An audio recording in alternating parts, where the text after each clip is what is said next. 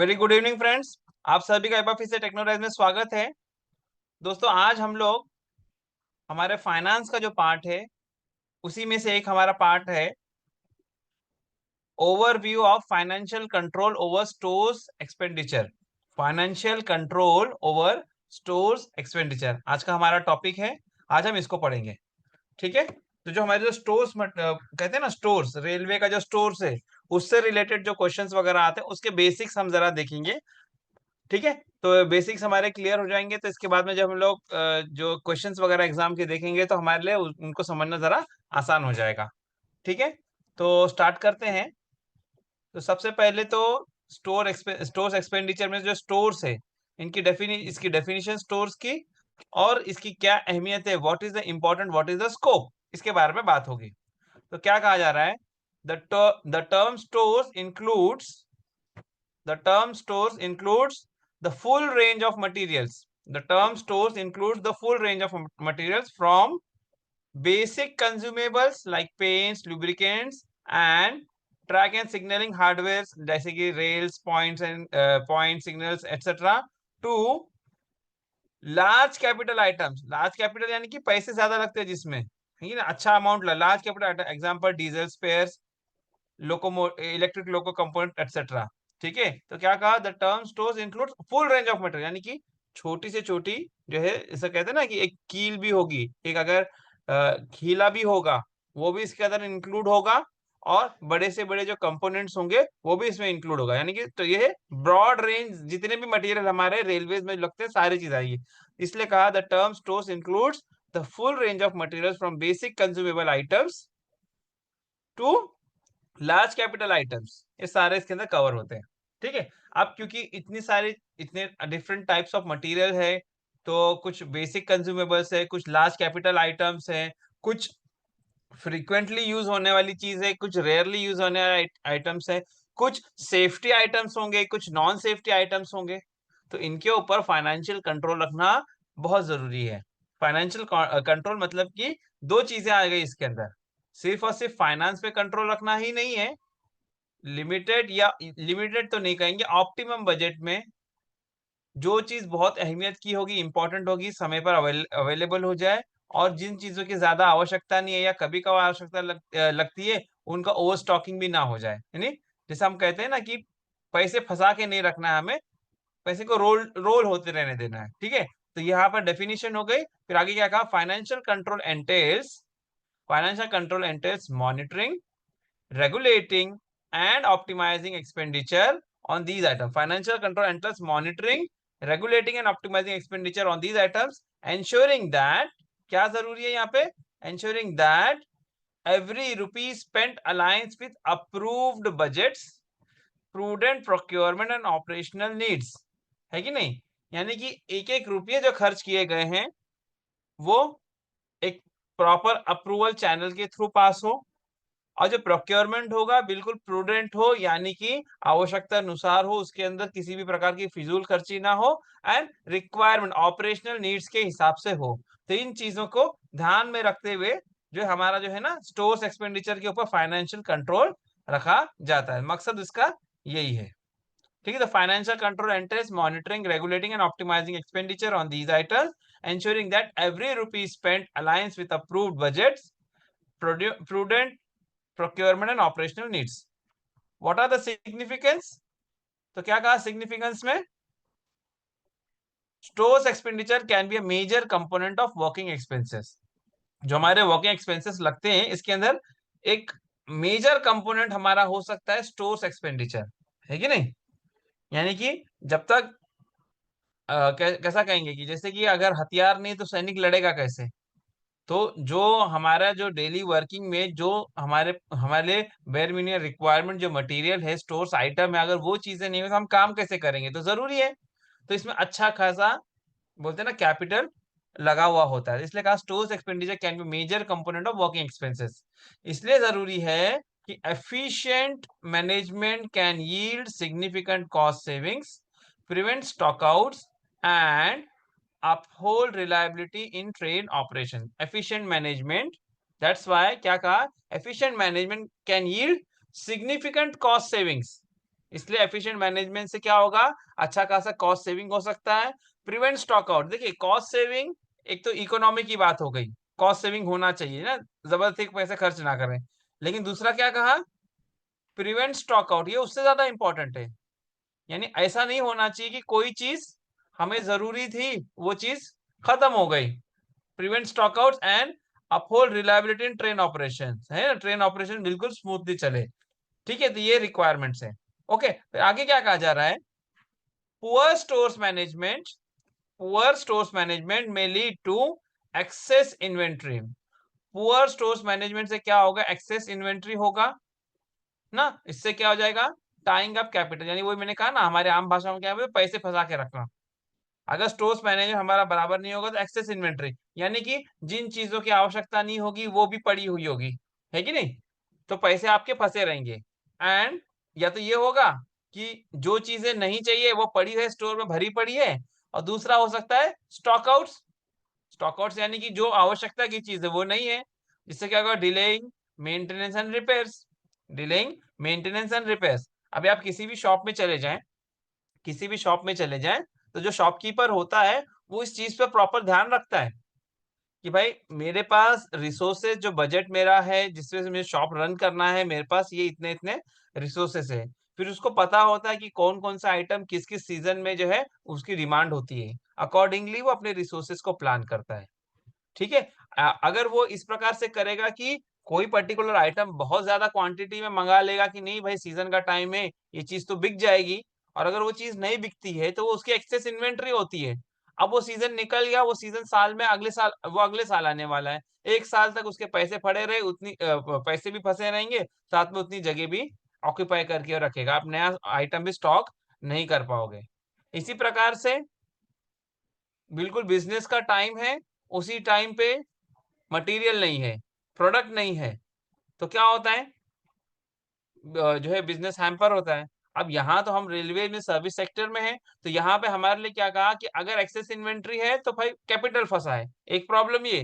दूसरा ये है कि भाई वो जो स्टोर्स आइटम है जिसका स्टॉक खत्म हो चुका है, उसकी वजह से मेंटेनेंस डिले होगा, उसकी वजह से रिपेयर डिले होगा, कि जब तक वो चीज नहीं होगी वो काम हो नहीं सकता। इसलिए क्या कहा, proper stores management is very much necessary. इसके लिए a scientific approach is very much necessary, scientific approach is very much necessary। आगे बात करेंगे रेगुलेटरी फ्रेमवर्क जो हमारे स्टोर से रिलेटेड है, हमारे रेलवेज में। तो क्या क्या है regulatory framework, Indian railways finance code, है फाइनेंस कोड, जो हमारा इंडियन रेलवेज का फाइनेंस कोड है, इस पर बात हो, इस पे से कुछ चीजें होती है। ये किस चीज पे कंट्रोल करता है, it provides overarching financial rules, budgeting norms.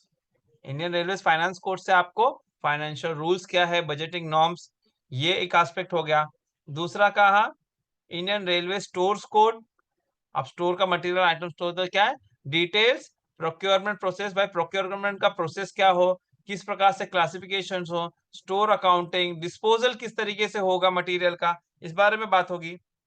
Then बाद में बात आती है general financial rules, general financial rules Bharat सरकार का, exclusively रेलवे के लिए नहीं, general financial rules of government of India, that is also applicable for tendering, contract management etcetera, also used in railways. ठीक है, इसके अलावा और क्या क्या रेगुलेटरी फ्रेमवर्क में चीजें हो सकती है, तो कहा various railway board circulars on e procurement, inventory reduction targets, disposal of scrap, digital finance.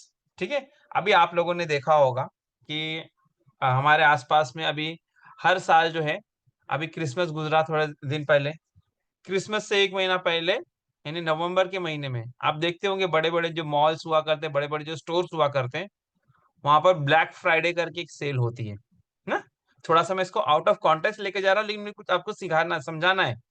Black Friday करके एक सेल होती है, तो कॉन्सेप्ट क्या होता है उनका, कि भाई ब्लैक फ्राइडे सेल में ये होता है कि जो साल भर का जो मेरा इन्वेंट्री था, जिसने मेरे पैसे को ऑक्यूपाई करके रखा था ना, ठीक है नहीं, इन्वेंट्री मेरी फंसी पड़ी है, जो देखिए जो प्रोडक्ट साल भर बिक रहा है तो दिक्कत नहीं है, लेकिन जो अभी प्रोडक्ट पुराना पड़ा हुआ है उसको कुछ ऑफर्स वगैरह देकर निकाल दिया जाता है कि भाई सेल कर दिया जाए थोड़े सस्ते में, तो क्या हो जाएगा, ये इन्वेंट्री क्लियर हो जाएगी, तो हम फ्रेश स्टॉक निकाले, फ्रेश स्टॉक ले आएंगे, क्रिसमस के टाइम हम नया प्रोडक्ट लाएंगे, नई चीजें बेचेंगे।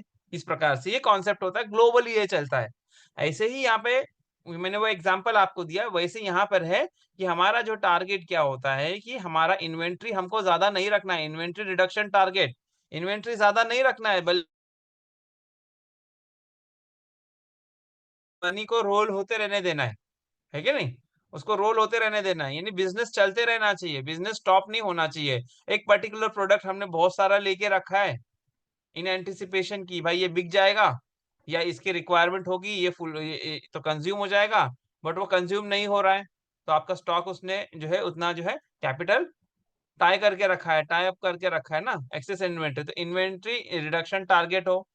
इसी तरीके से स्क्रैप जो होगा, जो प्रोडक्ट जो है उसकी लाइफ पूरी हो चुकी है जो स्टोर्स की, वो क्या कहलाएगा बाद में, अल्टीमेटली स्क्रैप। तो स्क्रैप को डिस्पोज ऑफ किया जाए और डिजिटल फाइनेंस इन सारी चीजों पे फोकस किया जाए। ठीक है ना, तो ये हमारे हो गए कि रेगुलेटरी फ्रेमवर्क्स। ठीक है, अब बात करेंगे हम लोग परचेस और प्रोक्योरमेंट की। परचेस और प्रोक्योरमेंट ना, क्या प्रोसीजर है परचेस का या प्रोक्योरमेंट का? ठीक है, हमारे रेलवे में क्या सिस्टम चलता है, इस पर थोड़ी सी हम लोग बात करेंगे। तो सबसे पहली बात तो है यहाँ पर requisition and demand generation. Requisition and demand generation क्या कहा, यूजर डिपार्टमेंट्स, यानी जो कंज्यूमर है, यूजर डिपार्टमेंट को हम क्या कहेंगे, कंज्यूमर। ठीक है ना, जैसे कि mechanical department, civil, electrical, SNT या इस प्रकार के और भी कोई भी डिपार्टमेंट होंगे, ये क्या करते हैं, what they do, they raise indents और रिक्विजिशंस, इंडेंट या रिक्विजिशन लगाते हैं upon identifying a future requirement. Identify करते हैं कि फ्यूचर में मुझे क्या क्या चीजों की आवश्यकता पड़ेगी, उसके लिए इंडेंट रेज करते हैं। ठीक है नहीं, ठीक है। अब ये किस आधार पर होता है फ्यूचर रिक्वायरमेंट, तो क्या कहा, typically supported by consumption pattern, कि हमें तजुर्बा होता है कि भाई कितना कितना मटेरियल जो है किस किस काम में साल में पिछले साल में लगा था, तो आगे भी यही काम मुझे करना है, इतना मेरा रिन्यूअल का काम है, इतना मेरा नया काम है, तो क्या क्या लगने वाला है, अकॉर्डिंगली वो एक इंडेंट रेज कर दिया जाता है, typically supported by consumption patterns. Condemnation, कौन कौन सी चीजें हमारे यहाँ कंडम्ड हो गई, और एक्सपेक्टेड एक्सपांशन और मेंटेनेंस, और इसी प्रकार से कुछ एक्सपांशन या कोई मेंटेनेंस का काम बढ़ रहा है, इस आधार पर यूजर डिपार्टमेंट क्या करता है, इंडेंट रेज करता है upon identifying a future requirement.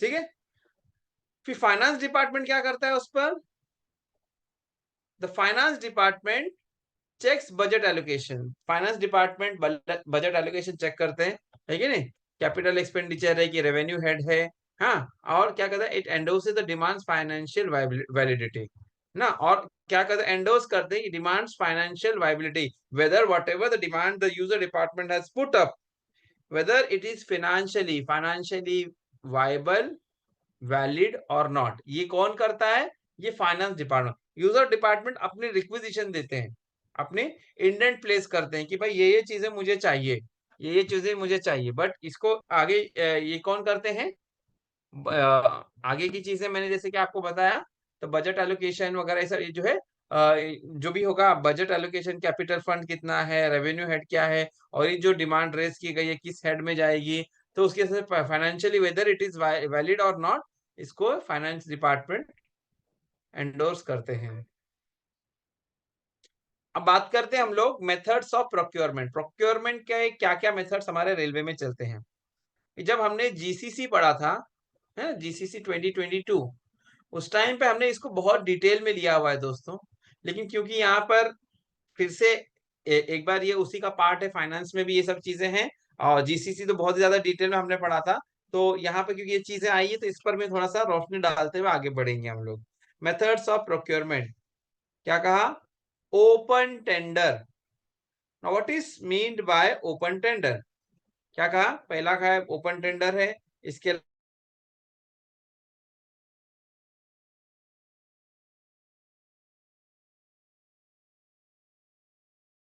लाएंगे तो सिंगल टेंडर है, कई ना, इस प्रकार की कुछ कुछ चीजें हुआ करती है। तो हम लोग पहले बात करेंगे ओपन टेंडर के बारे में, हम बात करेंगे ओपन टेंडर पर, है कि नहीं, ओपन टेंडर तो क्या है, it is nothing it is a standard method for large procurements, है कि नहीं। ओपन टेंडर आमतौर पर क्या है, लार्ज, जब बहुत ज्यादा कुछ प्रोक्योर करना है मटेरियल वगैरह, तो स्टैंडर्ड मेथड है। Standard method for larger procurements, उसमें कुछ थ्रेशोल्ड वैल्यू दी जाती है, जब उसको क्रॉस कर जाएगा कोई रिक्वायरमेंट मटेरियल का स्टोर का, तो स्टैंडर्ड यानी कि ओपन ओपन टेंडर इनवाइट किया जाता है। ठीक है, किस प्रकार से करते हैं? पब्लिक नोटिस जारी की जाती है। पब्लिक नोटिस जो हमारे IREPS की वेबसाइट्स है वहां पर भी फ्लोट की जाती है। जो न्यूज़पेपर हुआ करते हैं, नामी गिरामी जो न्यूज़पेपर्स होते हैं, वो उन पर जो है इसका एडवर्टीजमेंट वगैरह किया जाए, यानी wide publicity. Public notice inviting offers ensures wide participation and competitive rates. इससे क्या होता है कि दोनों के लिए अच्छा है भाई, जो लोग ये सर्विस दे सकते हैं, प्रोडक्ट दे सकते हैं, उन तक आप पहुंचेंगे, वो आपके पास अप्लाई करेंगे, और आपके पास भी बहुत ज्यादा लोग होंगे, तो क्या होगा कि मार्केट का रेट एग्जैक्टली क्या है थोड़ा सा हमें अंदाजा मिलता है। इसलिए कहा public notice inviting offers ensures wide participation and competitive rates. Tenders are generally floated on IREPS, Indian Railways e-procurement system। IREPS पे टेंडर्स को जनरली क्या किया जाता है? फ्लोट किया जाता है। ठीक है, ये है आपका ओपन टेंडर। ठीक है, फिर आगे बात करेंगे लिमिटेड टेंडर। आगे बात कर रहे हैं हम लोग लिमिटेड टेंडर। लिमिटेड टेंडर ने क्या है? For items of moderate value और specialized nature. Items of moderate value और स्पेशलाइज्ड नेचर, उसके लिए हम लोग क्या करते हैं? लिमिटेड टेंडर इनवाइट करते हैं, है कि नहीं? ये जो लिमिटेड टेंडर किसको बुलाया था? Invite bids from an approved list of supplier. हमारे पास already approved list of suppliers हैं, उन्हीं से जो है लिमिटेड टेंडर बिड जो है इनवाइट की जाती है। ये जो अप्रूव्ड लिस्ट ऑफ सप्लायर्स है, ये कौन है? कोई बाहर के हैं क्या? मतलब कि जो रेलवे का ऑलरेडी पैनल में है, vendors already on the railways panel, vendors already on the railways panel. ठीक है, तो लिमिटेड टेंडर में क्या कहा? It invites bids from an approved list of suppliers, that is vendors already on the railways panel. जो specialise nature का काम है, कुछ मॉडरेट अमाउंट का वैल्यू है, तो लिमिटेड टेंडर बुलाया जा सकता है। ठीक है, इस पर हम बाद में और भी डिटेल में बात करेंगे। आगे बात करेंगे तो सिंगल टेंडर है। क्या है? Single tender. Now what is mean by single tender? As the name suggest, एक ही व्यक्ति होगा जो टेंडरिंग करेगा। किसमें यूज कर? Utilise in exceptional circumstances. Exceptional circumstances में इसको यूटिलाइज करना पड़ता है। जैसे कि यहाँ पर बताया कि जैसे कि हमारी कोई मशीन है, हमारी कोई मशीन है, ठीक है। अब वो जो है, जो कंपनी की आपने मशीन खरीदी है, उसके जो स्पेयर पार्ट्स वगैरह होंगे, जेन्युइन स्पेयर पार्ट जिसको हम कहते हैं OEM, original equipment manufacturer spares, तो वही सही जो ऑथेंटिक चीज आपको दे सकता है। दूसरे देंगे, लेकिन क्योंकि डायरेक्टली अगर उसी फॉर्म से आपने चीजें लिया, उससे अच्छी तो कोई चीज दे नहीं सकता। क्या कहा? Utilise in exceptional circumstances, single tender is utilise in exceptional circumstances, proprietary items from a single source ना, यही हमने कहा कि जो भी ऐसा आइटम है कि proprietary items from a single source, example original equipment manufacturers, और urgent requirements that can not wait for open tender. अगर हमारे पास इतना टाइम नहीं कि ओपन टेंडर के लिए नोटिस इनवाइट किया जाए, सब करके किया जाए, उसमें बहुत लंबा प्रोसीजर है, उसमें टाइम लग जाएगा। अर्जेंट रिक्वायरमेंट है तो क्या करते हैं? सिंगल टेंडर इनवाइट किया जाता है। अब सिंगल टेंडर किससे इनवाइट किया जाएगा? कि जो इस प्रकार का होगा ना, बिल्कुल यूनिक। जैसे हमने बात किया कि एक पर्टिकुलर सिंगल ही सोर्स है उस प्रोडक्ट को प्रोक्योर करने का, और दूसरा मार्केट में कोई नहीं है, जैसे ओरिजिनल इक्विपमेंट मैन्युफैक्चरर हो गया या इस प्रकार की कोई चीज, तो उस परिस्थिति में जो है सिंगल टेंडर इनवाइट कर दो। लेकिन इसके साथ क्या है? इसके साथ चीजें जो लगी वो ये है, it requires higher level sanction, यानी कि high level sanction, it require higher level sanction and thorough justification. It requires higher level sanction and thorough justification, especially for repeated single tender cases. ठीक है, अगर आपको सिंगल टेंडर ही invite करना है तो higher level पे सैंक्शन होगा। दूसरी बात क्या कहा? इसमें थरो जस्टिफिकेशन होना चाहिए कि क्यों सिंगल टेंडर ही लिखा गया, और खास करके तब जब बार बार सिंगल टेंडर इनवाइट किया जाए, in case of repeated single tender cases. Then इसके बाद में अगर हम लोग ब्रॉडली देखेंगे तो इसके बाद में दोस्तों जो हमारा टेंडर है that is nothing but global tender. क्या है? Global tender. ठीक है, क्वेश्चन समझ में नहीं आया, हु इज हायर मतलब मैं नहीं समझ पाया। अच्छा, higher level sanction. Higher level sanction देखो यहाँ पर, क्योंकि हमने इन जनरल इस पर बात की है, और स्पेसिफिक अगर कोई केस होगा तो उस पे अमाउंट के ऊपर डिस्कस होता है। हायर लेवल बोलने का मतलब कि जैसे कि डीआरएम लेवल हो जाते हैं, सीटी पीसी लेवल हो गए, या जीएम लेवल, इस प्रकार से, है कि नहीं?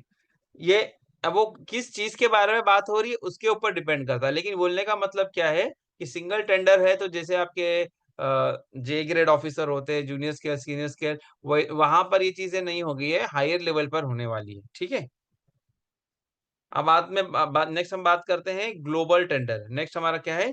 Global tender. कब इशू किया जाता है? Issued if item is not available in India. अगर हमारे देश में कोई पर्टिकुलर आइटम है, हमारे पास मौजूद नहीं है, अवेलेबल नहीं है, तो उसके लिए हमें ग्लोबल टेंडर इनवाइट करना पड़ेगा।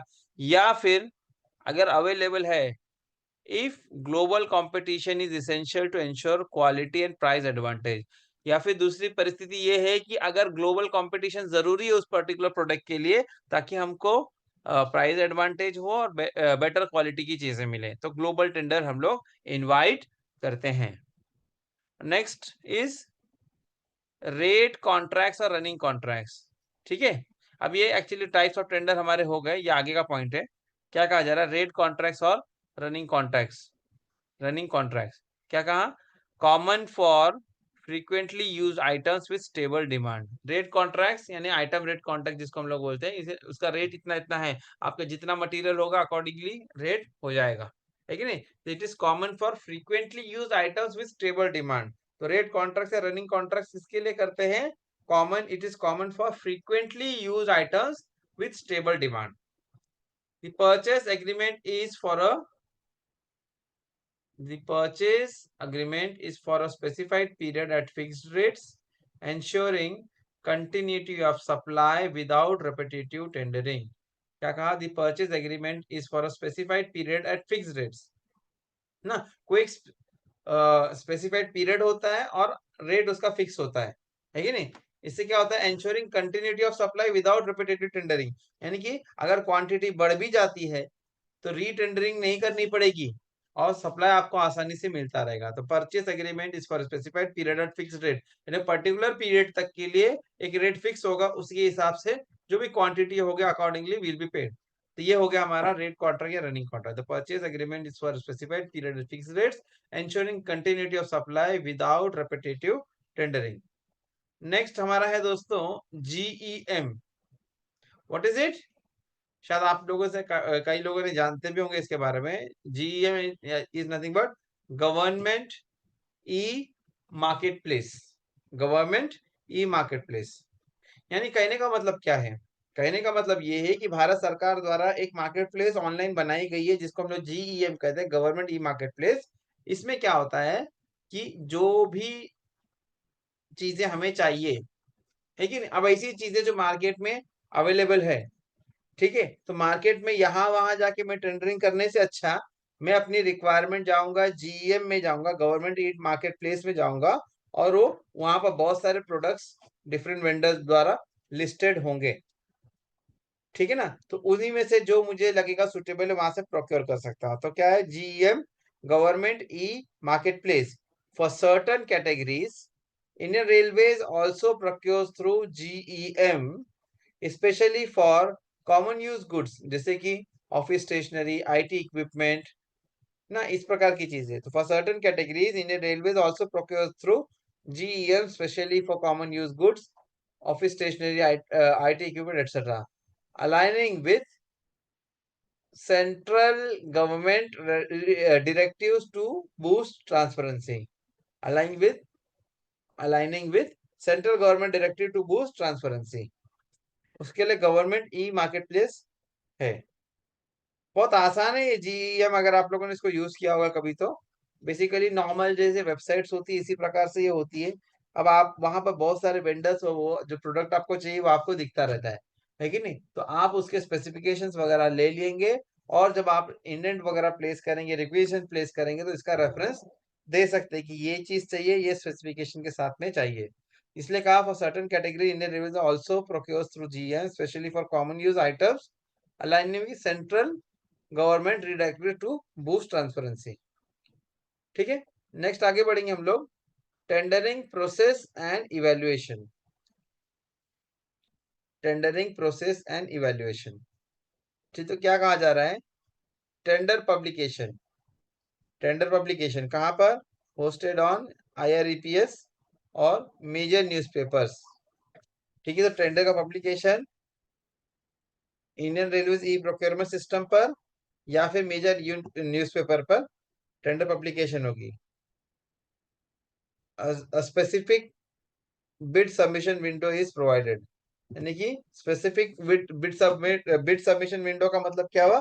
पर्टिकुलर को टाइम दिया होगा कि जब जिसके दौरान जो है टेंडर को जो है क्या किया जा सकता है, भरा जा सकता है। ठीक है नहीं, टेंडर अपनी सबमिट करे तो टेंडर पब्लिकेशन होगा होस्टेड ऑन IREPS और major newspaper. A specific bid submission window is provided. दूसरा क्या है? Next is bid opening. Bid opening and technical scrutiny. Bid opening and technical scrutiny, तो क्या कहा इसके बारे में? Open electronically on the due date और टाइम। ठीक है, तो क्या कहा? Bid opening and technical scrutiny open electronically on the due date. Next है technical parameters are weighted by the indenter expert department to see if the offered product meets specification. Technical parameters are weighted by the indentor or examination expert department to see if the offered product meets specification. Next है हमारा commercial और financial evaluation.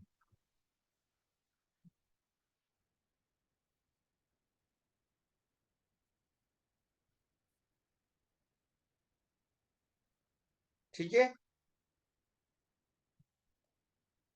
Commercial और financial evaluation. ठीक है, और tender committee. Tender committee में देखो, अब ये भी एक एग्जाम में कभी कभी क्वेश्चंस आते हैं इस प्रकार के। तो टेंडर कमिटी की जब बात होती है तो टेंडर कमिटी में कौन कौन होते हैं? और tender committee which consist of stores, finance and indenting department representatives. ठीक है, और tender committee that consist of stores, finance and indenting department representatives, what they generally do, they compare prices, past performance and compliance with terms and reasonableness of rates। है कि नहीं? तो ये tender committee को देखना होता है जिसके अंदर स्टोर, फाइनेंस, इंडस्ट्री डिपार्टमेंट के रिप्रेजेंटेटिव हुआ करते हैं। है कि नहीं? Indian department compare what they do is लोग, ये टेंडर कमेटी के लोग क्या करेंगे? They will compare the prices और डिफरेंट जो वेंडर्स होंगे उनके पास्ट परफॉर्मेंस देखे जाएंगे ना, past performance and then compliance with terms and reasonableness of rate. ठीक है, ये हो गया। Next, negotiations may be conducted if needed। negotiations may be conducted if needed, खास करके कब की बात हो रही है कि कब करेंगे? कि लाइक सडनली क्या हो गया, जो है लोवेस्ट प्राइस वाले का जो है रेट ही बहुत ज्यादा है। मान के चलो एग्जांपल के तौर पे देता हूँ।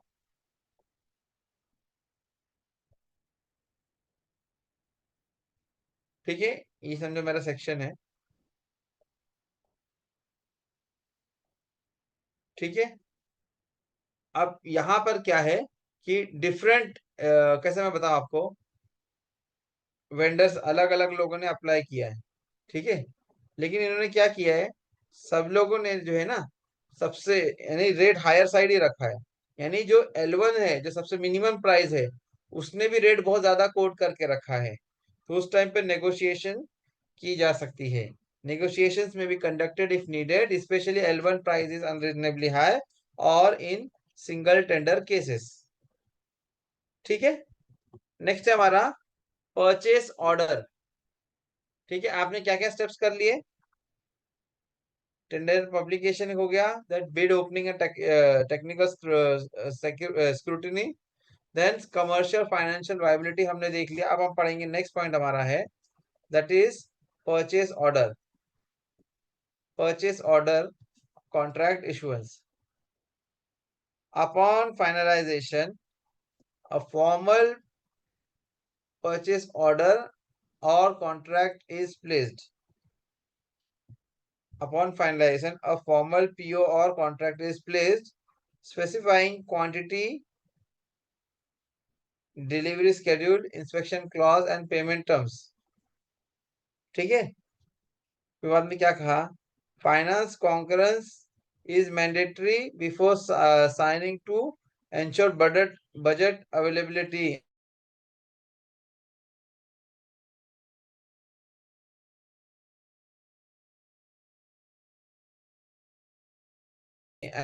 Alignment with rules. तो budget to ensure budget availability and alignment with rules, ये हो गया आपका परचेस ऑर्डर। ठीक है, ये हो गया।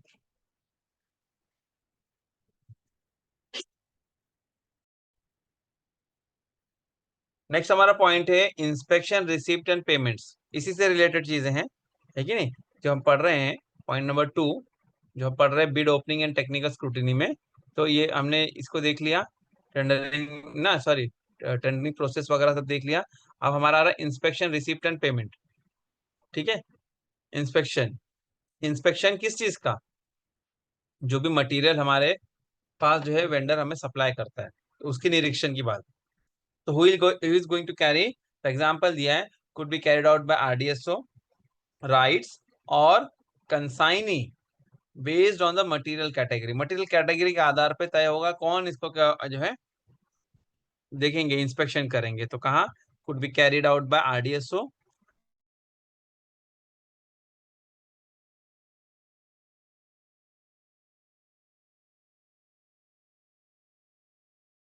Rights, material category specification. अब क्वालिटी चेक्स वगैरह करेंगे तो क्या होगा कि जो है जो सप्लायर होगा ही will always be compelled to provide material with as per the specification, otherwise उसके बिल में से डिडक्शन होने की पेनल्टी के चांसेस है, या it can be return back, इस प्रकार से ना। तो इंस्पेक्शन जरूरी है।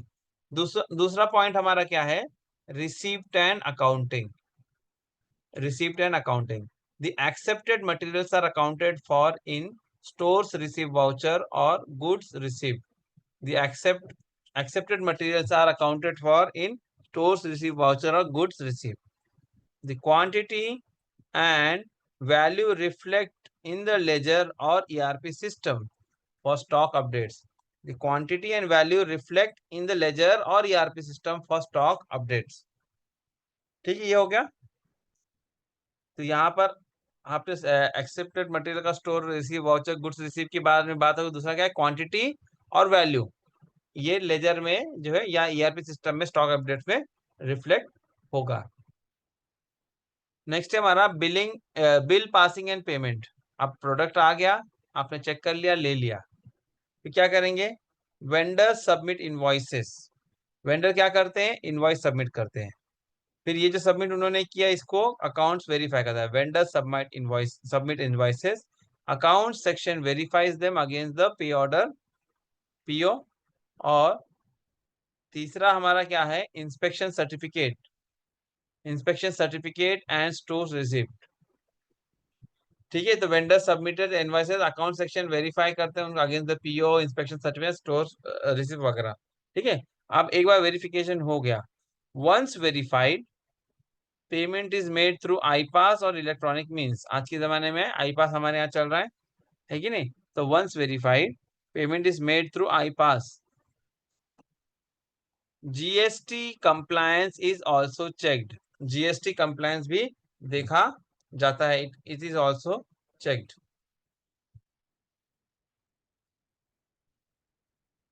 नेक्स्ट हमारा पॉइंट है दोस्तों, stores keeping procedure. Stores keeping procedure. तो ब्रॉडली अगर क्लासिफाई हमने किया तो classification of stores and depots इस प्रकार से है। तो क्या कहा क्लासिफिकेशन स्टोर्स एंड डेपोज? तो पहला है सेंट्रल डेपो, दूसरे डिविजनल और सब डिविजनल डेपोज। ठीक है, इस प्रकार से सेंट्रल डेपो क्या होता है? It is large depot. Central depot क्या है?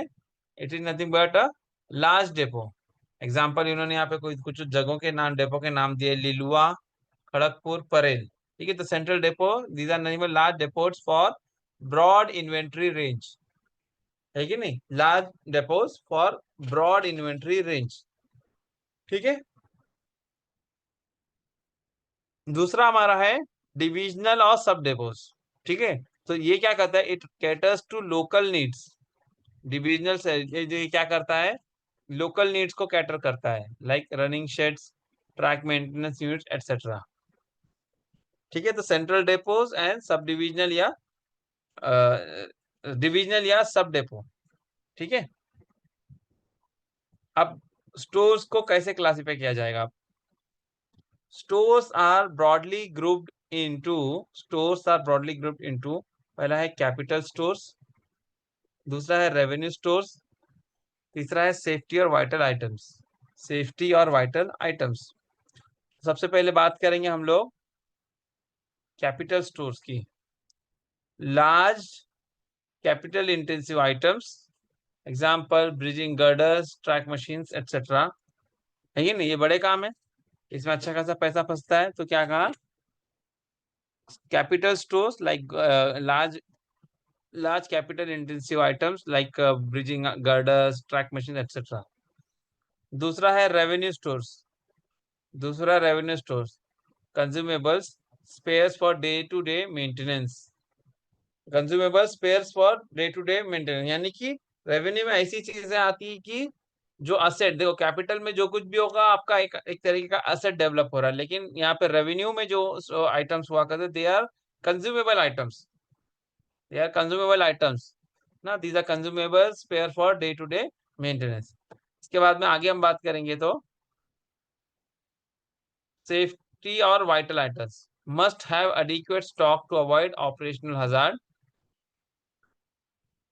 Example brake blocks, signal cable, safety apparels etcetera. तो आपने देखा ना कि स्टोर्स को कैसा कैसा डिवाइड किया गया। पहले तो अमाउंट के आधार पर देख लिया कि भाई कितना जो है, बिग टिकट वाले कौन से हैं, मॉडरेट कौन से, इस प्रकार से। फिर उसके बाद में उनके अंदर भी देखा जाएगा कि ऑपरेशनल हजार्ड वगैरह क्या हो सकता है, किस प्रकार से चीजें हैं। तो ये इसमें आ गया safety vital item must have adequate stock to avoid operational hazards, brake blocks and signal cables, safety apparels etcetera. ठीक है, नेक्स्ट है हमारा record keeping and documentation. Record keeping and documentation, तो पहले कहा बिन कार्ड्स, दूसरा स्टोर्स लेजर, तीसरा हमारा लेजर्स। ठीक है, बिन कार्ड क्या? These are physical record on each bin or shelf indicating stock in and stock out. Physical record on each bin or shelf indicating stock in or out. Next है stores ledger. Stores ledger, stores ledger basically क्या है दोस्तों? It is maintain in the ERP material management system, capturing item code, received, issues, balance and valuation. ठीक है, maintained in the ERP material management system, capturing item code, received, issuance, balance and valuation. Next हमारा priced ledgers.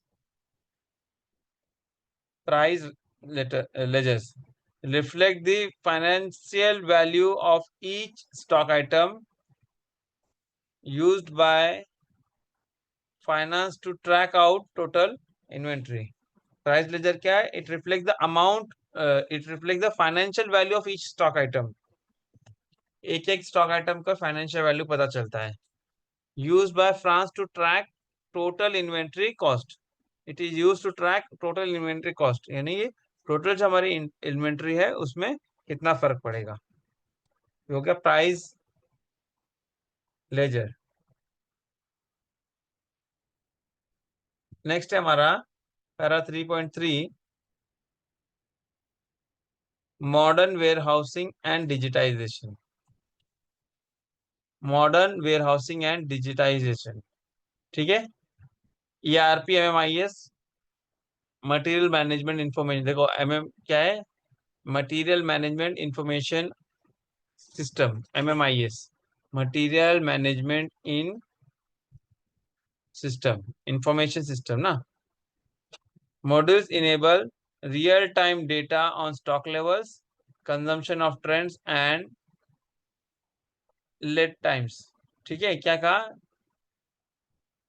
ERP module enables real-time data on stock levels, consumption trends and lead times।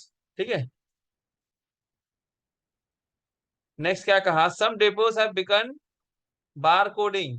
कुछ depots में बार coding या year RFID लगा के रखा जाता है। जो हाईवेज वगैरह हुआ करते हैं तो वहां पे जो टोल वगैरह भी ना RFID से चेक होता है। तो some depots have begun bar code, whereas other one is RFID tagging for faster or more accurate stock verification।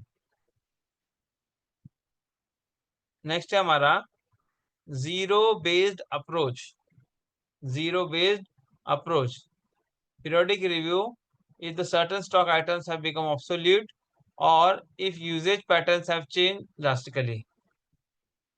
ठीक है, the product review if certain stock items have become obsolete or if usage pattern have changed physically। ठीक है, तो ये होगा zero base approach, है कि नहीं। यानी क्या करना, जो कुछ भी हमारे पास क्या हुआ, जो भी मटेरियल पड़ा हुआ है उसको क्या कर रहा है, डिस्पोज ऑफ करने के बारे में है। If certain stock items have become obsolete और if usage patterns have change drastically. ठीक है, तो ये चीज हो गई। Next is disposal of surplus और स्क्रैप। डिस्पोजल ऑफ सरप्लस और scrap, items that become obsolete, unserviceable और scrap. Items that became obsolete, unserviceable or scrap are disposed of through e-auction in IREPS। ठीक है ना। क्या कहा? ऐसे आइटम जो ऑब्सोलीट हो गए या ज्यादा चलते नहीं है या प्रॉप्स है ना, these are supported, these are disposed of through e-auction on IREPS। तो क्या होगा इसके अंदर, ई ऑक्शन होगा IREPS पे फ्लोट करने के बाद टेंडर। ठीक है, ensuring transparency and fair price realization। ensuring transparency and fair price realization। Next है हमारा finance department ensures correct classification of disposal procedure.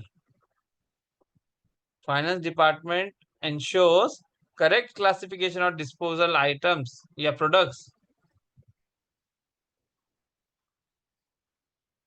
Next इसके बाद में हमारा inventory control and ABC analysis है। इन्वेंट्री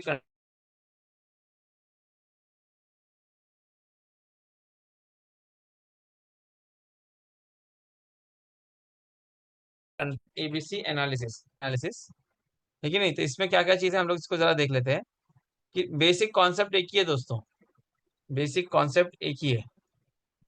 क्या करना है हमको, कम से कम पैसों में ज्यादा से ज्यादा हमें काम करना है कि नहीं। तो उसके लिए स्टोर आइटम्स भी लगते हैं। Inventory control and ABC analysis, तो क्या कहा, inventory control technique, reorder levels and safety stock.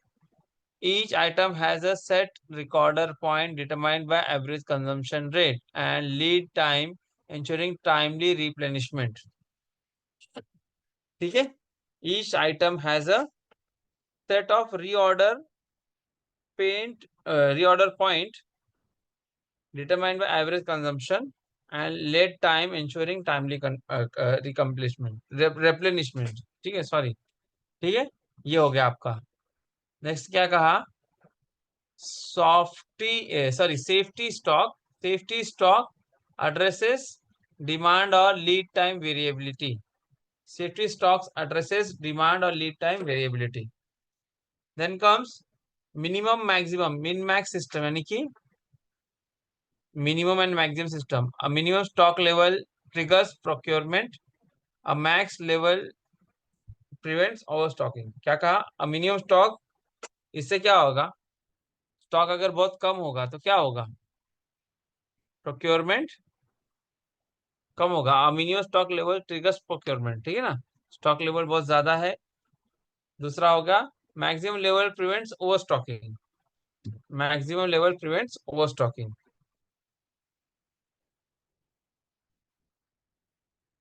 ठीक है। अच्छा, यहाँ पर ये पूछा जा रहा है कि what is mean bye recorder point. यहाँ पे हमने डिस्कस किया था रिकॉर्डर पॉइंट। रिकॉर्डर पॉइंट का मतलब क्या है? क्या वर्ड्स सेंटेंस पढ़ेगा तो समझ में आ जाएगा।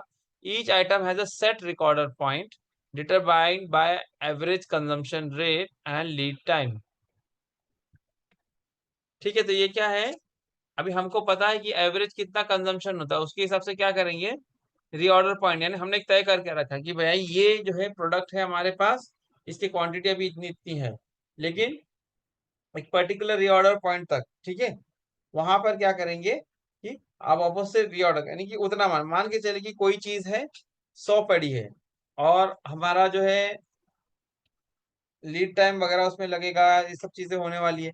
तो उसमें क्या किया है कि आपको पता है इतनी इतनी चीजें कंज्यूम होगी, तो हमने अपना तय करके रखा भाई जब इस पर्टिकुलर वैल्यू पर जाएगा तो हम क्या करेंगे, तब हम क्या करेंगे कि हम डिमांड करेंगे मटेरियल की, है कि? तो वो मुश्किल हो जाता है ना, तो इसके लिए क्या कहा, each item has set recorder point, set recorder कब से कर रहा हूँ, सॉरी, रीऑर्डर है, रीऑर्डर रीऑर्डर कब करेंगे? Each item has a set reorder point determined by average consumption rate and lead rate ensuring timely replenishment. इससे क्या होगा? टाइमली रिप्लेनिशमेंट हो जाएगा। दूसरा क्या कहा, सेफ्टी स्टॉक एड्रेसेस डिमांड और lead time variability. Safety stock addresses demand lead time variability. Next है हमारा मिनिमम मैक्सिमम सेट के बारे में हमने बात थोड़ा कर लिया था, तो उसको क्या कहा जा रहा है? Minimum maximum system. A minimum stock level triggers procurement, a maximum level prevents over stocking. Simple यहाँ पर भी ऐसी का है। मिनिमम स्टॉक अगर होगा इससे क्या होगा? प्रोक्योरमेंट बार बार करना पड़ेगा। And maximum level level it is, तो इट प्रिवेंट्स ओवर स्टॉकिंग, ठीक है। नेक्स्ट है economic order quantity, EOQ, economic order quantity. It balances ordering frequency versus holding cost, often used for frequently used revenue stores. क्या कहा? Economic order quantity balances ordering frequency versus holding cost, often used for frequently used revenue stores. ठीक है, ये होगा economic order quantity. Next है हमारा एफएसएन analysis. एफएसएन, what is mean bye एफएसएन? Fast, slowing, non moving. एफएसएन analysis में क्या है? फास्ट, स्लो और नॉन मूविंग आइटम्स, ठीक है। तो यहाँ पे क्या किया जाए एफएसएन एनालिसिस के हिसाब से? It helps identify items with high consumption rate. It help, एफएसएन analysis क्या करता है? Identify items with high consumption rate. कौन सा आइटम ज्यादा लगता है ये आपको पता चल जाता है, versus rarely use item as compare to rarely use items, ठीक है। दूसरा क्या कहा? Guides disposal of non moving और extremely slow moving items to reduce blocked capital. Guides disposal of, यानी ये क्या, फास्ट एफएसएन एनालिसिस क्या करता है? It guides disposal of non moving और extremely slow moving items to reduce the block capital. Next हम बात करेंगे हमारे एबीसी एनालिसिस। एबीसी एनालिसिस, अब एबीसी की तरह से कैटेगराइज करेंगे हमारे स्टोर्स को। ये एक कैटेगरी हो गया ए आइटम, दूसरा है बी जिसको हम लोग क्या कहेंगे, mirage attention, sorry managerial attention. क्या है ये, एबीसी एनालिसिस में तीन कैटेगरी है, A B and C.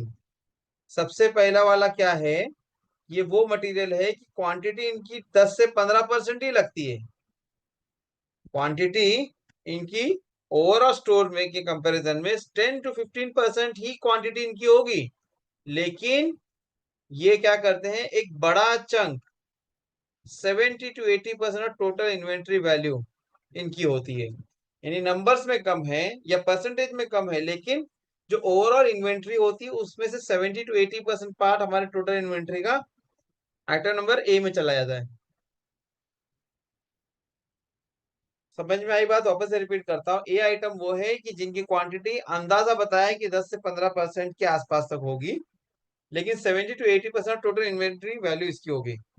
Need close managerial attention, post managerial attention, frequent reviews, poor visibility, sorry possibly higher security, है कि नहीं, frequent review, possibly higher security और वेंडर मैनेज इन्वेंट्री।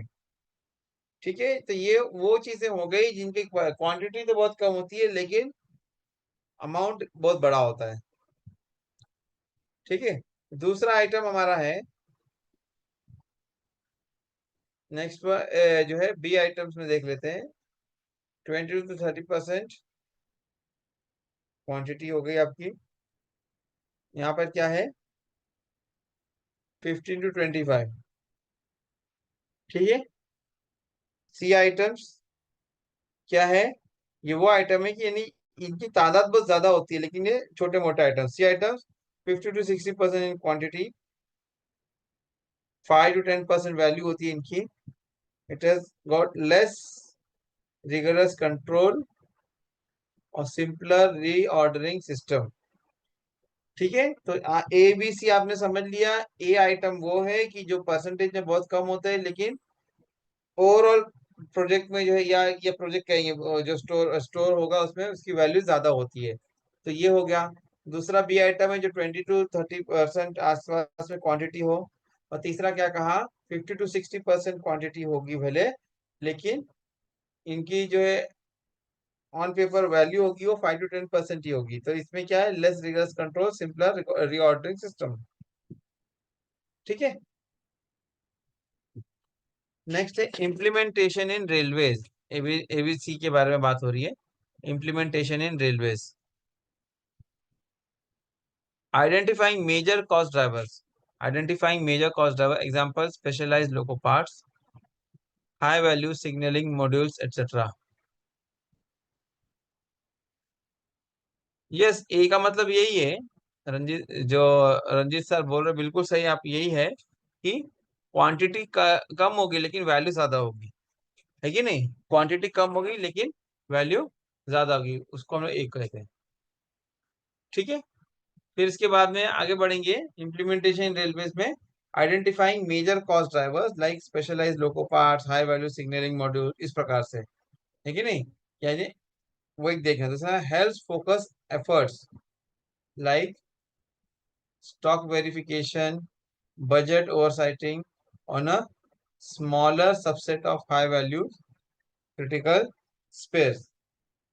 ठीक है नहीं, ये हो गया हमारे यहाँ पे, ऐसा होता है। Next is benefits. नेक्स्ट क्या है, benefits. It avoids one size fits all approach. इसमें क्या होता है, एबीसी एनालिसिस में one size fits all approach को अवॉइड करता है। इंश्योरिंग, ये बहुत इंपॉर्टेंट है, ensuring optimum resource deployment in controlling and track items that matter financially और ऑपरेशनली।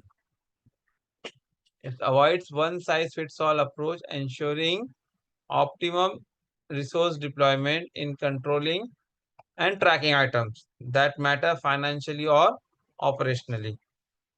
ठीक है,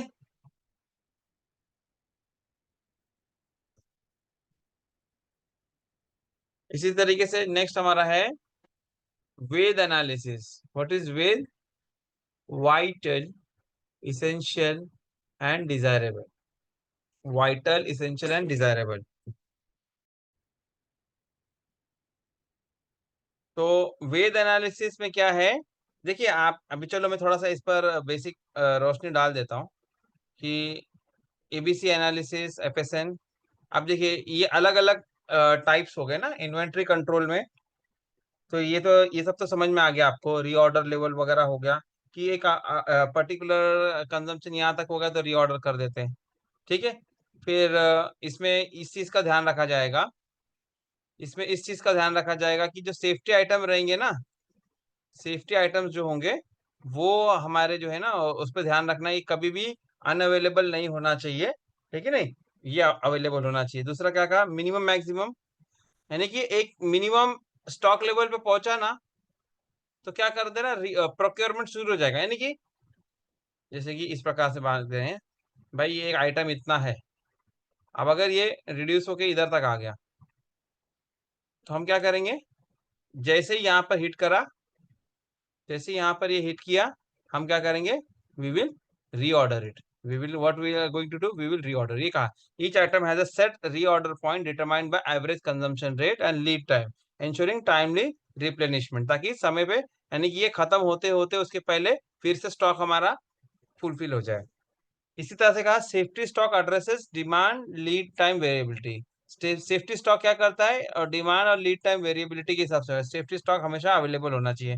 दूसरा मैक्सिमम मिनिमम का क्या है, minimum stock level triggers procurement. अब minimum stock level triggers procurement, यानी कि एक मिनिमम स्टॉक आया तो क्या करेंगे, प्रोक्योर करना शुरू कर देंगे।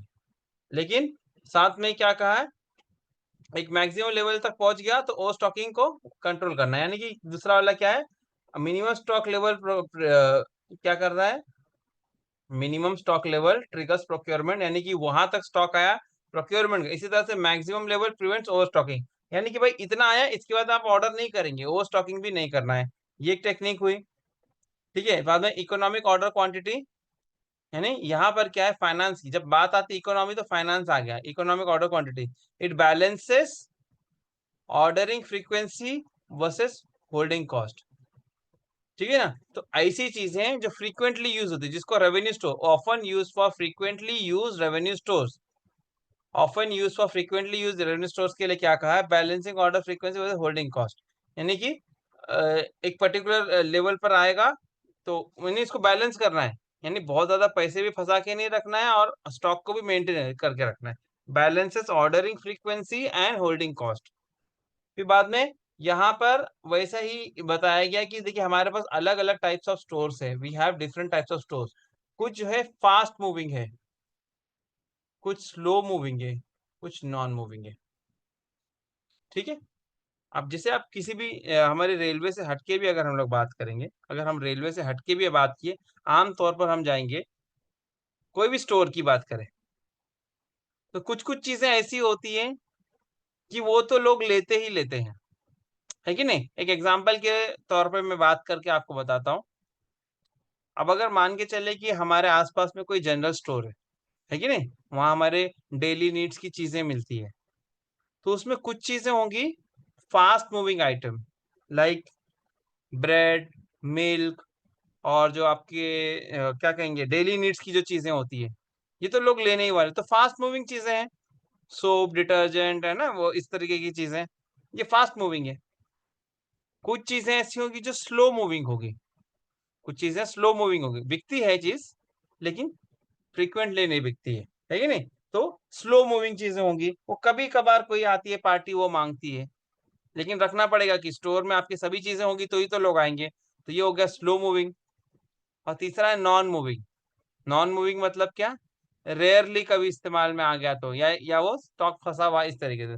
एफएसएन एनालिसिस करना, हमारे पास जितना भी अवेलेबल स्टोर है इसको देखना है, एफएसएन एनालिसिस करना, फास्ट, स्लो, नॉन मूविंग ना। इससे क्या होता है, it helps in identify items with high consumption rate, जो बहुत ज्यादा कंज्यूम होता है fast, versus rarely use items, है ना। तो इससे क्या होता है, हमें पता चलता है, it guides disposal of non moving और extremely slow moving items to reduce blocked capital. ये मैंने पहले भी आपको बताया था ना कि इससे हमें पता चलेगा कि भाई कौन सा आइटम ऐसा है कि बिल्कुल भी मूव नहीं हो रहा है, यानी सेल हो ही नहीं रही, तो उसको डिस्पोज ऑफ किया जाए। आप उसको कम दाम पर बेच सकते हैं या कुछ इस तरीके से कर सकते हैं, है कि नहीं, कहीं और पे उसको ट्रांसफर कर सकते हैं। It guides disposal of non moving और extremely slow moving items to reduce blocked capital. आपने हमारे आसपास में बहुत सारे स्टोर्स देखे होंगे। एक एग्जांपल बताता हूँ मैं आपको कि ये ना डी मार्ट करके एक चेन है हमारे देश में, जगह जगह पर इनकी स्टोर्स हुआ करते हैं, है कि नहीं। तो वहां पर आप जाएंगे ना, अगर कई जगह पे मेट्रो सिटीज वगैरह में अगर आप जाएंगे तो थोड़ी थोड़ी दूरी पर ही एक ही इलाके में भी तीन तीन चार चार जगह डीमार्ट हुआ करता है, ठीक है। अब लेकिन आप जाएंगे ना, मन के मेरा कहने का मतलब ये है कि मान के ऐसा समझे कि 10-15 किलोमीटर 20 किलोमीटर पास एक स्टोर में आप जाए, ठीक है, और 15-20 किलोमीटर बाद दूसरे वाले स्टोर में, यानी दो चार स्टोर से अलग अलग जगह आप जाएं, ठीक है। यू विल फाइंड कि कुछ कुछ रेंज में कुछ कुछ चीजों के बारे में मैं बात कर रहा हूँ, वहां पे चीजें अलग अलग मिलेगी। लाइक एक जगह पे इन्वेंट्री उन्होंने रखा था, वहां पे वो प्रोडक्ट सेल नहीं होता। What they do, they keep moving the boxes. मतलब क्या करते हैं वो, ठीक है भाई यहाँ पे ये इसका सेल नहीं हो रहा है ना, इस प्रोडक्ट को दूसरे स्टोर में भेज देते हैं। क्यों, वहां पर उसकी डिमांड होती है कि नहीं, क्योंकि क्राउड भी अलग अलग टाइप का होता है ना, है कि नहीं, अलग अलग टाइप का क्राउड होता है। तो कहीं पर कोई प्रोडक्ट आसानी से जो बिक जाता है, कहीं पे नहीं बिकता है कि नहीं, कहीं पे प्रीमियम चीजें बिकती, तो कहीं पे जो है लो बजट वाली चीजें होती है। ऐसा एग्जांपल मैंने आपको दिया, तो यहाँ पर class fast slow non moving type इस तरीके से किया जाता है, एनालाइज किया जाता है। फिर उसके बाद में क्या करते हैं कि जो चीजें स्लो मूविंग है या नॉन मूविंग है, तो उनके ऊपर जो है कोशिश की जाती है कि हैवी ऑफर रखा जाता है, हैवी डिस्काउंट रख दिया जाता है। क्योंकि क्या होता है, मेन हमारा अल्टीमेट मकसद क्या है, to reduce blocked capital. Capital जो फंसा हुआ है उसको निकाला जाए, ठीक है। ये, और फिर बाद में अभी हम बात करें एबीसी एनालिसिस की, तो एबीसी एनालिसिस को आप सिर्फ इतना ही ज्यादा जरूरी समझना कि ए आइटम वो है कि जिनकी वैल्यू बहुत कम होती है, यानी कि सॉरी जिनकी क्वांटिटी बहुत कम होती है, मैंने गलत कह दिया, क्वांटिटी तादाद में बहुत कम है, लेकिन इनकी जो टोटल वैल्यू है वो बहुत ज्यादा है कि नहीं।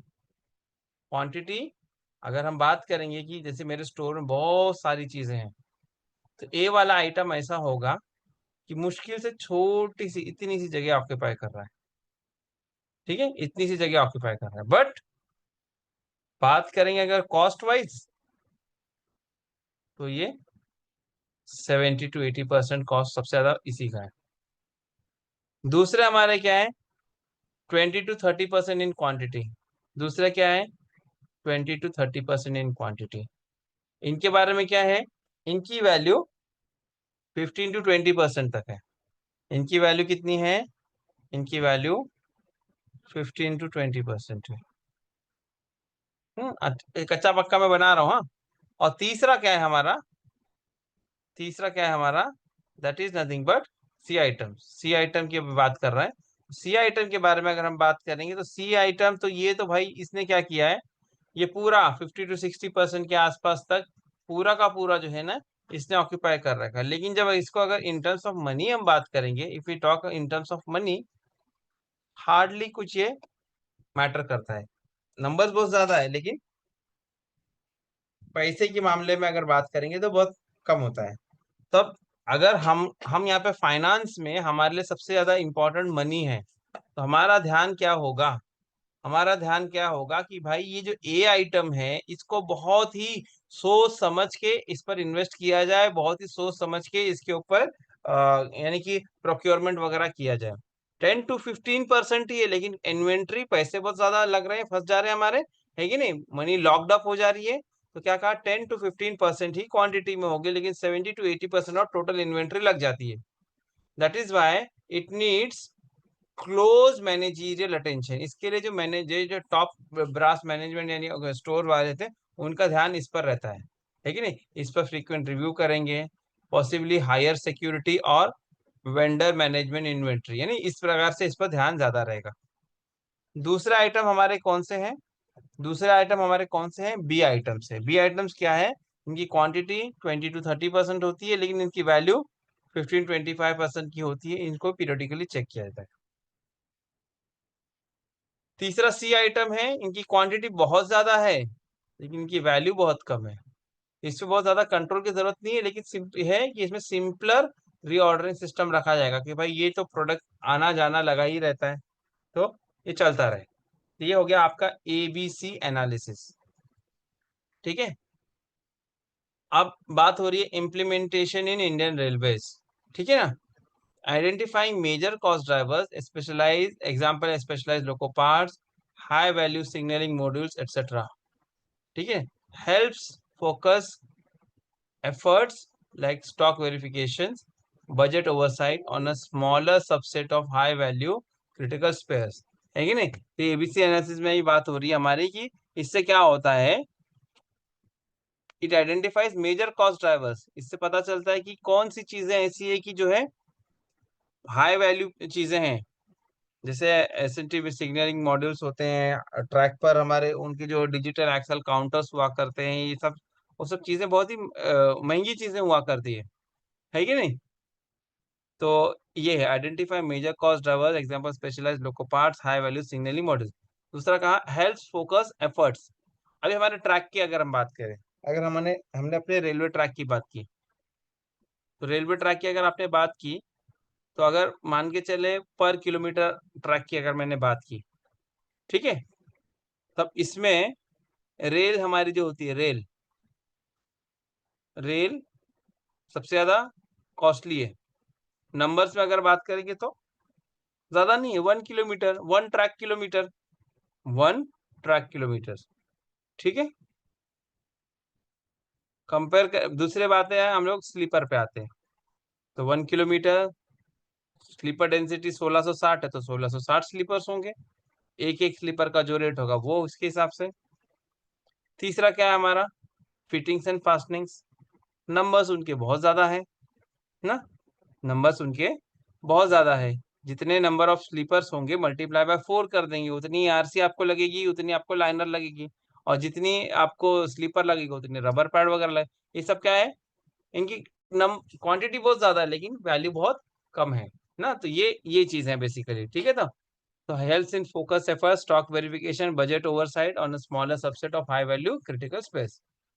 बेनिफिट क्या है इसका, इट अवॉइड्स, बेनिफिट क्या है कि ये जो से है ना कहावत, one size fits all approach, इसको अवॉइड करता है कि नहीं। It avoids one size fits all approach, ensuring optimum resource deployment in controlling and tracking item that matter financially और ऑपरेशनली। ठीक है, ये हो गया। इसके बाद में हम यहाँ पर थे ना, वेद एनालिसिस, यहाँ पे हम फिर से आ गए, है कि नहीं। वेद एनालिसिस, वेद एनालिसिस में क्या था, एफएसएन में क्या था, fast flow non moving. ABC में क्या था, कॉस्ट वाइज था। अब यहाँ पर चीजों की रिक्वायरमेंट के आधार पर कौन सी चीज सबसे ज्यादा जरूरी, उसके बगैर चलेगा ही नहीं, वाइटल, बहुत इंपॉर्टेंट। दूसरा इसेंशियल, यानी जरूरी। तीसरा डिजायरेबल, भाई होना चाहिए, ये भी होना चाहिए। तो वेद एनालिसिस क्या है, वाइटल, इसेंशियल, डिजायरेबल एनालिसिस। ठीक है, often combined with ABC to further categorize items by critically to operations, criticality to operations or safety। A plus V, अभी देखो यहाँ पे उन्होंने क्या किया है, एबीसी और वीडी, उसमें से ए प्लस वी सबसे ज्यादा जरूरी है। क्या कहा, A plus V items are extremely important. A plus V items they are extremely important. क्यों, महंगे भी बहुत है, तादाद भले कम है लेकिन बहुत ज्यादा जरूरी है। तो A plus V items are extremely important and may justify higher levels of buffer stock. इस वजह से इसका बफर स्टॉक मेंटेन करके हमें रखना पड़ेगा, है कि नहीं। ये हो गया। तो ये डिफरेंट टाइप्स की अप्रोच थे, मैंने आपको बता दिए। अब आगे बात करेंगे हम लोग financial control mechanics, mechanisms, sorry, financial control mechanisms, financial control mechanisms. तो पहली बात हो रही है यहाँ पे budgeting and approval, budgeting and approval. तो पहली बात हो रही है स्टोर्स बजट। स्टोर्स बजट जो होता है इसमें पार्ट ऑफ द रेवेन्यू, जो कंज्यूमेबल आइटम्स है उसके लिए रेवेन्यू, और दूसरा क्या है आपका capital, for capital additions, new machinery, heads etcetera. ये आपको भी ध्यान में आ जाना चाहिए। हमारा तीसरा लेक्चर है आज फाइनेंस का, कि रेवेन्यू में वही चीज होती है कि जो कंज्यूम हो जाती है, कंज्यूमेबल आइटम्स या कंज्यूमेबल स्पेयर्स, ठीक है नहीं, वो हमारे रेवेन्यू में आती है। और ऐसी चीजें जो कि हमारे लिए एक असेट है, जो हमारे लिए असेट बनते हैं बाद में। कंज्यूमेबल आइटम क्या है, यानी जैसे हमने कोई चीज खाई पी तो खत्म हो गया, है कि नहीं। जैसे कि अगर हमने अगर कहीं खर्च करने की बात की, तो अगर खाते पीते हम लोग अच्छे से अच्छे होटल में जाएंगे, खाएंगे पिएंगे, और उसके बाद में कंज्यूम हो गया, कुछ बाकी है क्या, कुछ भी नहीं बाकी, खत्म हो गया। दूसरा ये है कि अगर हमने कोई चीज ले ली तो थोड़े दिन तक के लिए हमारे लिए वो असेट है, जब तक आप उसको इस्तेमाल करेंगे। ऐसा समझे कि रेवेन्यू में जो है कंज्यूमेबल आइटम्स होते हैं, और कैपिटल में जो एक टाइप का असेट होता है। तो क्या कहा, part of the revenue of the stores is revenue, and other क्या है, capital, for capital additions, machine heads etcetera, ठीक है ना। जोनल बजट्स, अच्छा ये इसको क्यों लिखा है, zonal railway budgets are sanction annually with the railway budget, नहीं, अब ये क्या होगा, they are merge with the union budget. तो ठीक है, इसको हम लोग सेकंड पॉइंट को हम लोग ध्यान नहीं देंगे, उसको मैं कट कर दूंगा। नेक्स्ट क्या है हमारा, grant control, each major head और demand has a sanction limit. अभी अलग अलग डिफरेंट टाइप्स ऑफ हेड हम लोग पढ़ने वाले आगे के लेक्चर्स में। तो क्या कहा, ईच मेजर हेड और demand has a sanction limit, ठीक है। सब अलग अलग हेड की अपने अपने सैंक्शन लिमिट होते हैं। Reappropriation among subheads is possible with proper approval if item usage or priority shift mid-year। यानी कि रीअप्रोप्रिएशन एक हेड से दूसरे हेड में, मेजर हेड सेम है, उसमें कुछ सैंक्शन लिमिट होगी, लेकिन अगर एक सब हेड से दूसरे सब हेड में अगर रीअप्रोप्रिएशन करना है तो वो प्रॉपर अप्रूवल से हो सकती है। रीअप्रोप्रिएशन अमंग सब heads is possible with proper approvals if item usage or priority shift mid-year. Then comes checks, audits and vigilance. Then comes checks, audits and vigilance. पहला है accounts concurrence. Accounts concurrence. Large procurements or new item additions require thorough scrutiny by the finance department for fund availability and rule compliance। क्या कहा, account concurrence, जो भी आपके large procurements होंगे ना, large procurements होंगे या नए आइटम हैं, they require scrutiny by the finance department. Finance department क्या करेगा, उसको स्क्रूटिनाइज करेगा for fund availability and rule compliance, ठीक है। वो उसके ऊपर एवं अकाउंट्स का कॉन्करेंस लगेगा, अकाउंट्स कॉन्करेंस। लार्ज प्रोक्योरमेंट्स और new item additions require thorough scrutiny by the finance department for fund availability and rule compliance। दूसरी चीजें क्या है, that is nothing but vigilance. Vigilance, vigilance का काम क्या होता है, it focuses on, it focuses on high value और सिंगल टेंडर परचेस।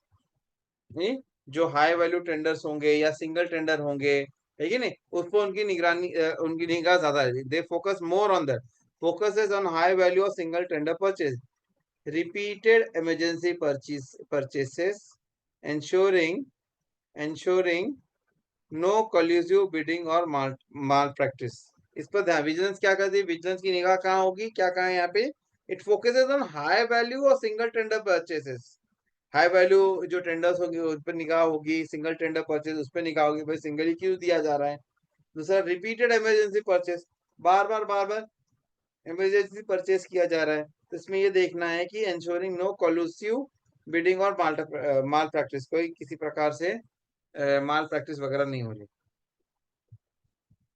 अब विजिलेंस ने जब इन्वेस्टिगेट किया, इसमें अगर कुछ ऐसा निकल जाता, क्या कहा, investigations can lead to black listing of errant suppliers और डिपार्टमेंटल एक्शन अगेंस्ट और डिपार्टमेंटल एक्शन अगेंस्ट स्टाफ। लेकिन तो विजिलेंस में इन्वेस्टिगेशन होगी और इन्वेस्टिगेशन में अगर किसी भी प्रकार की चीजें सामने आती है तो क्या किया जाएगा, जो भी सप्लायर इस प्रकार का होगा तो उसे क्या किया जाएगा, ब्लैकलिस्ट किया जाएगा और स्टाफ के अगेंस्ट में डिसिप्लिनरी एक्शन लिया जाएगा। नेक्स्ट है हमारा दोस्तों stock verification department. Stock verification department, it conducts periodic और surprise physical stock checks. Stock verification department क्या करता है, इट कंडक्ट्स पीरियोडिक और सरप्राइज फिजिकल स्टॉक चेक्स। ठीक है, दूसरा क्या है, discrepancy, discrepancies that is shortage, surplus, etc. are reported for regularization or fixed accountability. Discrepancies that is shortages, surpluses are reported for regularization or fixed accountability. ठीक है, कोई अगर आपको डिस्क्रिपेंसी मिल रही है, कोई शॉर्टेज है या कोई सब, they are reported for regularisation और फिक्स अकाउंटेबिलिटी। इसको रेगुलराइज किया जा सकता है क्या ये, या फिर अकाउंटेबिलिटी, जिम्मेदार कौन है शॉर्टेज या सरप्लस का, ये हो गया। नेक्स्ट है हमारा CAG audit and parliamentary committee. CAG audit and parliamentary committees. The comptroller and auditor general, that is CAG, may do performance audit on inventory management. The comptroller and auditor general may do performance audit on inventory management. ठीक है, दूसरा public accounts committee हमने पढ़ा था ना, Public Accounts Committee or Estimates Committee of Parliament might review major concerns or best practices. ठीक है, next क्या है, performance indicators, inventory turnout ratio measures how quickly sold is stock is used. Inventory turnover ratio क्या करता है, it major how quickly stock is used and replenished. दूसरा है हमारा कैरिंग कॉस्ट। कैरिंग कॉस्ट का मतलब क्या है, it reflects cost of holding inventory etcetera. ठीक है ना, warehouse, insurance, potential option सब हो गया। तीसरा है हमारा service level, the percentage of times a demand is met from available stock without delay। क्या कहा, सर्विस लेवल क्या है, the percentage of times a demand is met from available stock without delay। ठीक है, तो ये कुछ चीजें थी हमारी, हो गई। अब थोड़े से इसको समराइज वे में देख लेते हैं। रिसेंट क्या है, recent development and digital initiative, integrated ERP roll out.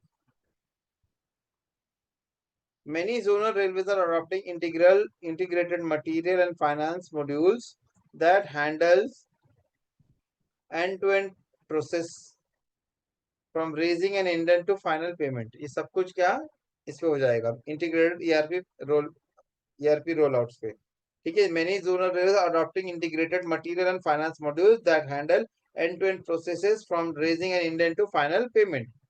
Real time data मिलता है इसमें on stock levels, real time data on stock levels, consumption trends, budget utilisation and contract status. ठीक है, नेक्स्ट क्या है, push for cost rationalisation. Cost, railway board encourages zones to identify obsolete or overstocked items and dispose them quickly, reducing locked capital, sorry, क्या कहा, cost को rationalisation के लिए लगे रहे। Railway board encourages zones to identify obsolete और overstock items. Railway board encourage करता है जोन्स को कि उनके पास क्या क्या चीज है, ऑब्सोलीट या ओवरस्टॉक आइटम्स है, उनके बारे उनको आइडेंटिफाई किया जाए और उनको डिस्पोज ऑफ किया जाए, and dispose them quickly reducing locked capital. दूसरा और क्या कहा, also directing zones to rationalise vendors adopt new technologies like 3D printing space, etc. to reduce inventory. Also directing zones to rationalize vendors, adopt new technologies like printing space, etc. to reduce inventory. Next हमारा है vendor management inventory. Vendor management inventory. Vendor management inventory क्या कहा जा रहा है? For select consumables और spares especially A class items, vendors maintain stocks near the premises. For select consumables or spares, especially A-class items, vendors maintain stocks near the premises. दूसरा क्या कहा? Railways pay as per consumption, reducing the need to hold large stock in depots. Railways pay as per consumption. Railway क्या कहते हैं? As per consumption pay करती है. Reducing the need to hold large stock in depot. तो depot में बहुत ज्यादा stock रखने की जरूरत नहीं, क्योंकि as per the consumption railway पे करती है. ठीक है, ये हो गया vendor manage inventory, VNI. Next है हमारा green procurement. What does it mean? Preference for eco friendly products. Eco friendly products इस्तेमाल किए जाए, biodegradable cleaning agent, energy saving light etcetera. साथ में क्या कहा? Adoption of e office system across division to minimize paper usage and expedite file movement. ठीक है, तो क्या कहा? adoption of e-office systems across divisions to minimize paper usage and expedite file movement. ठीक है नहीं, इको फ्रेंडली चीजें जो है हम लोग क्या करें, इस्तेमाल करें, ई ऑफिस इस्तेमाल करें, ज्यादा पेपर वर्क ना करें. Then comes GEM integration. What is GEM? Government e marketplace integration. GEM integration, government e marketplace integration. A broader set of items is gradually being moved to government of government e marketplace. क्या है GEM? आप सभी लोग जानते होंगे, जैसा मैंने थोड़ा टाइम पहले भी इस पर बात की थी. इसमें जो है ना, डिफरेंट टाइप के जो भी आपको जनरल आइटम्स लगते हैं ऑफिस वगैरह में, उसके अंदर आपके कंप्यूटर्स और प्रिंटर्स से लेकर फर्नीचर्स वगैरह डिफरेंट टाइप्स के, यानी इस टाइप के वेंडर्स हुआ करते हैं. जैसे हम अमेजोन फ्लिपकार्ट वगैरह ओपन करते हैं तो दुनिया भर के प्रोडक्ट्स देखते हैं ना, बिल्कुल वो भी इसी प्रकार का होता है. आप सर्च करें किस चीज के बारे में सर्च कर रहे हैं, तो उससे रिलेटेड जितने भी वेंडर्स होंगे या जितने भी प्रोडक्ट्स होंगे आपके सामने आ जाएंगे. है कि नहीं? तो इस प्रकार से थोड़ा सा सिंप्लीफाई कर दिया. A broader set of items is gradually being move to government e marketplace in line with central guidelines for common use goods. है कि नहीं?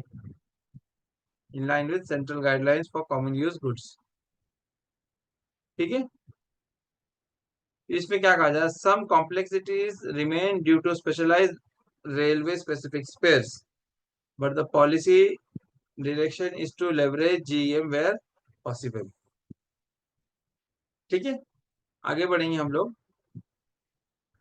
लास्ट का पार्ट है हमारा concluding remark. Concluding remarks. Balancing efficiency and control. Balancing efficiency and control. The overarching goal is to meet operational demands on time. No stockouts of critical item while avoiding waste and excess stock.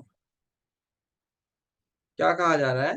हमारा overall मकसद क्या होता है कि operational demand को fulfil किया जाए, साथ में वेस्टेज ना हो और एक्सेस स्टॉक ना हो. ठीक है, और आगे क्या कहा जा रहा है? Procurement must be fair, transparent and comply with e procurement guidelines. Procurement must be fair, transparent and comply with e procurement guidelines. Next हमारा है focused inventory management. Focused inventory management. हमने भी बात किया ABC analysis, fast flow, non moving, FSN and VED, vital, essential, desirable. ABC FSN VED analysis help direct management attention to the items that matter most financially or operationally. ठीक है। दूसरा क्या कहा है, regular disposal of obsolete items ensures updated relevant stocks. क्या कहा, regular disposal of obsolete items ensures updated ensures updated relevant stocks. क्या कहा, ऑब्सोलीट आइटम को समय समय पे निकालते रहेंगे तो क्या आएगा हमारे पास, जो स्टॉक होगा वो हमारा क्या होगा, अपडेटेड होगा। ठीक है। और क्या है अपडेट्स में, continuous improvement, different digital tool IREPS, ERP, iPaaS are transforming storekeeping from manual paper heavy process to real time tracking systems.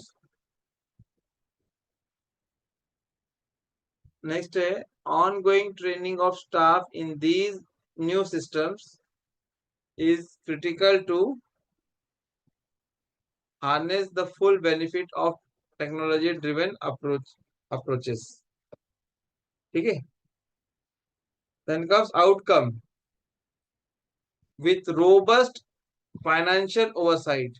है कि नहीं, जो भी हमने किया, robust financial oversight, well structured purchasing methods and systematic inventory control, the railways can optimize store expenditure, maintain required material seamlessly. The railways can optimize store expenditure and maintain required material seamlessly and uphold the efficient functioning of the network.